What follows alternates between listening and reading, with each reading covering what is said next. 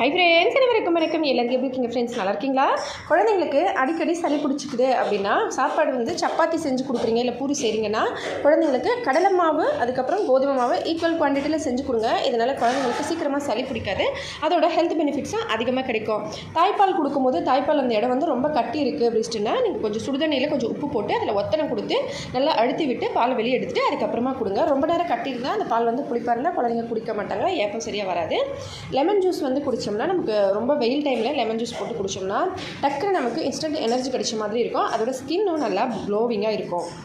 குழந்தைங்களுக்கு பெரியவங்களுக்கும் சரி, ஏதாவது புளிப்பான பொருட்கள் சாப்பிட கொடுக்குறீங்க அப்படின்னா 1 ஹவருக்கு பால் வந்து கொடுக்காதீங்க. அந்த மாதிரி பால் கொடுத்தீங்க சீக்கிரமாக ஜீரணமாகாது, அதோட வயிறு பிரச்சனைகள் வர்றதுக்கு நிறைய சான்சஸ் இருக்குது.